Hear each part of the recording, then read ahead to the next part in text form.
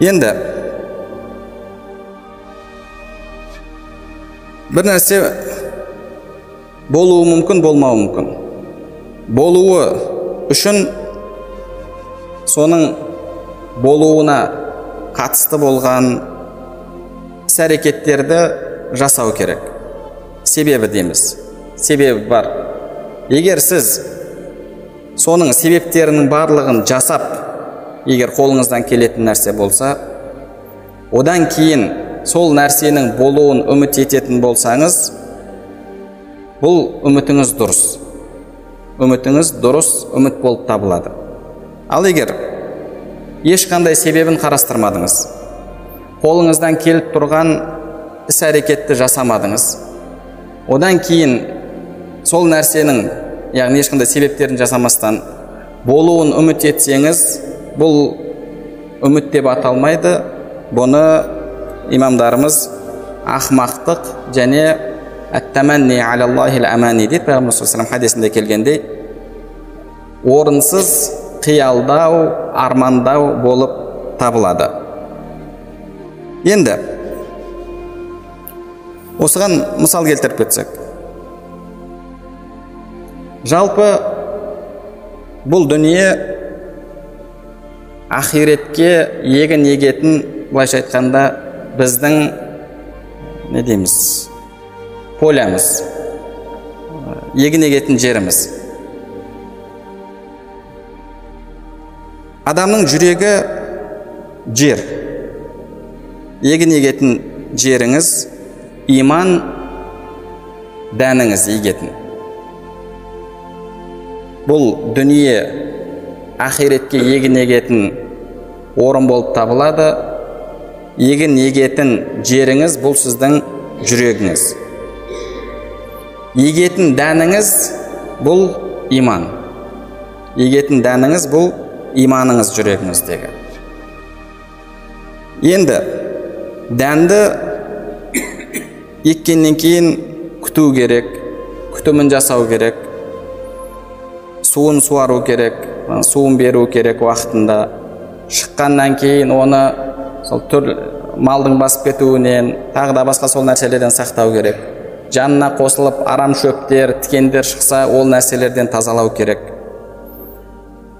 Сіздің жүректегі иман дәніңізді күтуіңіз, яғни оның күтімін жасауыңыз, бұл Алла тағала бұйырған бұйрықтарды орындаумен және тыйым салған істерден тыйылумен болады. Сол сіздің әлгі дәніңізді баптап, күтімін жасауыңыз болып табылады. Егер олай жасамайтын болсаңыз, онда сіз дәннің күтімін жасамаған болып табыласыз. Қияметте адам еккен нәрсесін жинайды. Еккен нәрсесін жинайды, ал өніміңіз жемісін беру үшін, яғни еккен нәрсеңіз жемісін беру үшін жеріңіз жұмсақ болу керек, құнарлы жер болу керек, дәніңіз сапалы болу керек, және одан кейін сіз сол дәннің, өсіп шыққан дәннің күтімін жасауыңыз керек болып табылады. Егер әрекетіңізді жасамайтын болсаңыз, күтіміңізді жасамайтын болсаңыз, онда нәтиже күтуіңіз ақмақтық болып табылады. Яғни, осы дүниедегі егіншілікті, былайша айтқанда, алып, ақиретке әрекет етуіңізді, ақирет әлгі егін егетін жеріңізге, қазақша сөз есіме түспей тұр қазір, поляңызға, яғни егістігіңізге егін егуді мына дүниедегі егін егумен салыстырып көрсеңіз болады. Салыстырыңызды, одан кейін үкімін бересіз. Кімде-кім жақсы жерді іздестіріп таңдап, одан кейін шіріп кетпеген сапалы дәнді егетін болса, одан кейін уақытында суарып тұратын болса, оны түрлі арам шөптерден тазалайтын болса, одан кейін тазалап болып, яғни өзінің қолынан келген барлық нәрсені істеп болып, одан кейін, я Алла, міне мен қолымнан келген нәрсені істедім, енді қатты нөсер жауып, сел болып кетіп, мынау еккен егістігімді шайып кетуінен өзің сақта, бір жай түсіп мына жерді күйдіріп жіберуден өзің сақта, немесе тағы да басқа да сондай сіздің қолыңыздан келмеген нәрседе Алла тағаладан үміт етіп, дұға тілеп отыратын болсаңыз, сіз шынымен үміт етіп отырған адамсыз. Шынымен үміт етіп отырған адам болып табыласыз. Осы күтуіңіз, нәтижесін күтуіңіз шынайы үміт болып табылады. Шынайы үміт болу үшін адамнан талап етілетін, адамның қолынан келетін нәрсенің барлығын істеу керек. Қолынан келетін нәрсенің барлығын істеу керек. Одан кейін қолынан келмейтін нәрседе, я Алла, міне мен қолымнан келетін нәрсені істедім, өзің бұйырғандай себебін қарастырдым, енді ар жағын өзіңе тапсырдым, жеміс егісімді, егінімді жалпы жемісті ет, молымен бере көр деп, ары қарай Алла субханала ва тағаладан сұрап, күтіп отырасыз. Осы күтуіңіз үміт ету болып табылады. Ал егер сапалы жер таңдамасаңыз, мысалы асты тас толған, немесе астында бірнеше метрден кейін тұз жатқан сондай бір сор жерді алдыңызда, соған сапасы жоқ дәнді тастай салдыңыз, уақытында суарған жоқсыз, арам шөптер тазалаған жоқсыз, сөйтіп одан кейін иншалла мынанша жеміс өнім күтіп отырмын, мынанша беріп қалады, мен 2 қап картошка ектім, енді мынанша алуым керек, есеп бойынша деп бұл адам күтіп отыратын болса, бұның күтуі ақмақтық болып табылады. Бұның күтуі ақмақтық болып табылады, үміт ету емес. Бұныңкі үміт ету емес. Бұныңкі ақмақтық, ешқандай бір себебін жасамастан армандау болып табылады. Ешқандай әрекет жасап жатқан жоқ. Енді осы түсініктеме бойынша адамдардың іс-әрекетіне қарап көрсек болады. Бір адам құлшылығын жасайды, 5 уақыт намазын оқиды, Алла арам еткен нәрселерден тыйылады. Одан кейін сол жақсылықтың болуын Алла тағаладан күтеді. Яғни Алла тағаланың оны сол жолда тұрақты етуін және өмірінің соңғы жағының жақсы болуын Алла тағаладан сұрап, ары қарай әрекетін жасайды. Бұл адамның шынайы үміт ету. Ал енді екінші бір адам намазын оқымайды, оразасын тұтпайды, зекетін бермейді, шамасы бар қажылығын жасамайды, Алла тағаланың бұйрықтарының барлығын тастап қойған және тыйым салған нәрселерін істеп жүр. Одан кейін Құдай кешірімді ғой, Құдай кешіреді ғой. Алла тағаланың сондай енінің өзі аспан жерде болған жұмағынан маған бір кішкене орын табылмай қалама, Алла тағаланың кешіріміне ол не тұрады деген секілді ойда болып, ол адам кешірімді күтетін болса, яғни ешқандай бір азапсыз жәннатқа кіріп кетуді үміт ететін болса, бұл адамның үміті ақмақтық болып табылады. Бұл адамның ісі ақмақтық болып табылады. Бұл жерде үмітіңіз үміт болу үшін сіз қолыңыздан келген әрекетті тастамауыңыз керек. Үмітіңіз қанша күшейген сайын әрекетіңізде соншалықты күшеюі қажет. Сол кезде сіздің үмітіңіз дұрыс үміт болады. Әлгі егін еккен адам егін екті, уақытында суын беріп жатыр, арам шөптерді тазалап жатыр. Ол адам белгілі бір жерге келген кезде болды деп тастап қоймайды. Яғни жақсылықтың болуын үміт етіп күтіп жатыр, жемісін көріп жатыр, жеміс өсіп келе жатқанын, әлгі мысалы қарбыз еккен болса, қарбыздар пайда болып, түйнектер пайда болып, үлкейіп келе жатқанын көріп жатыр. Көрген кезде оның жүрегінде бір ләззат пайда болады. Иншалла мені Алла тағала жемісін беріп жатыр деп. Одан кейін оның сол егінін күтуі тағы да күшейеді. Неге? Себебі ол жемісін көріп жатыр, нәтижесін көріп жатыр.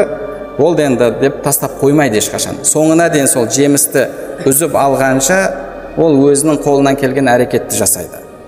Неге? Себебі шынайы үміт бұл имамдарымыз айтпақшы әл-ба'ис, яғни адамға стимул болатын нәрсе, адамға амалды, әрекетті, қолынан келетін нәрсені тастататын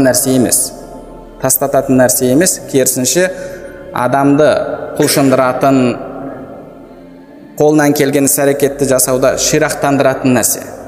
Себебі ол жүрегінде соның ләззатын сезініп жатыр. Яғни оның әлгі ішкі жағдайы көбірек әрекет жасауға оны итермелеп жатыр. Екінші бір адам әлгіндей жаман жерге екті, нәтижесін көрген жоқ. Одан кейін оның жүрегінде мысалы белгілі бір уақыттан кейін енді жеміс беру керек, жеміс беретін уақытта жемісін берген жоқ, картошкасы шыққан жоқ, қауын қарбызы түйнектеген жоқ. Бұл адамның жүрегінде үмітсіздік пайда болады да, ол өзінің әлгі әрекетін тастап кетеді. Әрекет деп те оны атауға келмейді, яғни әлгі бағанағы өтірік жасаған нәрселерін тастап кетеді. Ал енді ол адамның басында әрекетін жасап жатқан кезде тиісті қолынан келген нәрсені істеместен, дұрыс жер таңдамастан, сапалы бидай таңдамастан, одан кейін оны күтпестен нәтиже күтуі біз айтқандай ақмақтық болып табылады. Ол жайында пайғамбарымыз саллаллаху алейхи уассалам өзінің хадис шарифінде айтады.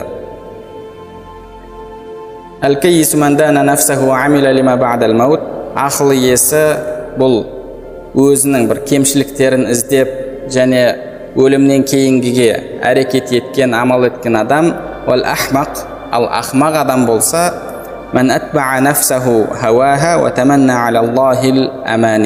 бір риуаяттарда ақмақ адам нәпсінің құлына айналып, нәпсінің дегенімен жүріп, одан кейін Алла тағаладан жақсылықты, жұмақты үміт еткен адам дейді.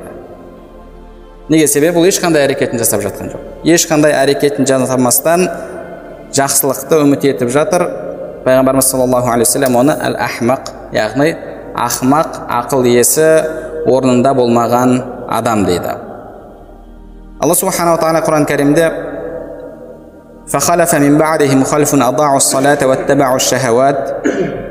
кейін олардың артынан дейді, яғни ізгілердің сипатын келтіріп болғаннан кейін олардың артынан сондай адамдар келді. Яғни намаздарын тастап қойған, және шахуаттарына еріп кеткен. Олар сол амалдарының жамандығын көреді дейді. Жамандығын көреді.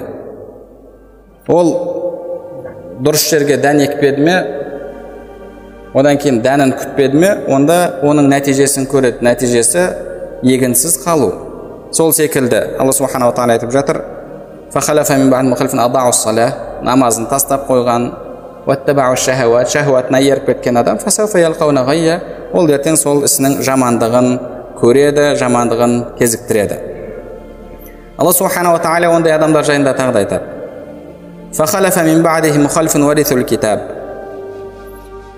Әхл китаптан болған адамдардан сондай топтар келді дейді. Алдыңғы ізгілердің орнын басқан адамдар.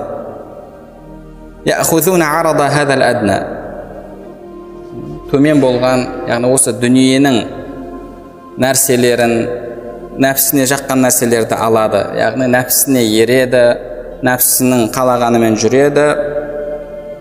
Одан кейін біздің күнәләріміз кешіріледі деп айтады дейді.